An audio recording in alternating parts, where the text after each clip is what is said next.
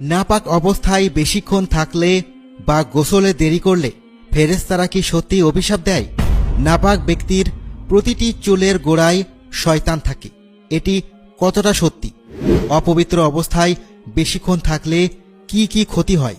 একজন মুসলমান হিসেবে এগুলো জানা আমাদের অবশ্যই প্রয়োজন, তাই ভিডিওটি শেষ পর্যন্ত দেখতে থাকুন। প্রিয় ভাই ও বোনেরা, আপনারা কি চান না যে আল্লাহ তাআলা আপনাকে ভালোবাসুন?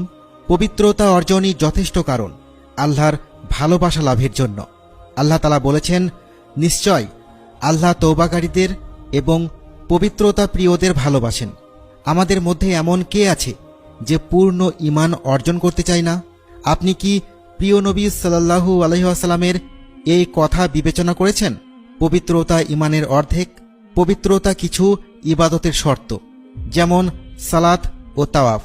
মুসলিমরা অন্যদের থেকে পরিচ্ছন্নতা ও পবিত্রতায় আলাদা। ইসলাম আমাদের পবিত্রতার নির্দেশ দিয়েছে এবং এটি বাধ্যতামূলক করেছে যেন আমরা আল্লাহ তাআলার ফরজকৃত ইবাদতগুলো যথাযথভাবে পালন করতে পারি। মুসলিমদের জন্য উচিত, যারা আল্লাহর ভালোবাসা অর্জন করতে চায় তারা যেন সব সময় পবিত্র থাকে। এখন প্রশ্ন হল, নাপাক অবস্থায় ঘর থেকে বের হওয়ার বিধান কি? এটি কি বৈধ, নাকি বের হওয়ার আগে অবশ্যই গোসল করতে হবে? এবং ফেরেশতারা কি গোসল দেরি করায় অভিশাপ দেয়? উলামারা বলেছেন, পুরুষ বা নারী যে কেউ নাপাক অবস্থায় গোসল না করেই ঘর থেকে বের হতে পারে, এতে কোনো সমস্যা নেই। এই বিষয়ে হাদিসে বর্ণিত হয়েছে, আবু হুরায়রা রাদিয়াল্লাহু তাআলা আনহু বলেছেন, নবী সাল্লাল্লাহু আলাইহি ওয়াসাল্লাম একদিন মদিনার এক রাস্তায় তাকে পেলেন। তখন তিনি নাপাক ছিলেন।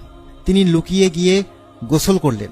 পরে নবী সাল্লাল্লাহু আলাইহি ওয়াসাল্লাম তাকে খুঁজে পেয়ে বললেন, তুমি কোথায় ছিলে হে আবু হুরায়রা? তিনি বললেন, ইয়া রাসূলুল্লাহ, আমি নাপাক অবস্থায় ছিলাম, তাই আপনার সঙ্গে বসতে সংকোচ বোধ করেছি। তখন নবী সাল্লাল্লাহু আলাইহি ওয়াসাল্লাম বললেন, সুবহানাল্লাহ, মুমিন অপবিত্র হয় না। তবে নাপাক অবস্থায় সালাতের সময় কাজা হওয়ার মতো দীর্ঘ সময় গোসল দেরি করা বৈধ নয়। আর নবী সাল্লাল্লাহু আলাইহি ওয়াসাল্লাম থেকে এই বিষয়ে কোনো প্রমাণ নেই যে ফেরেশতারা নাপাক ব্যক্তিকে প্রতিটি পদক্ষেপে অভিশাপ দেয়, বা তারা তখন পর্যন্ত অভিশাপ দেয় যতক্ষণ না সে গোসল করে।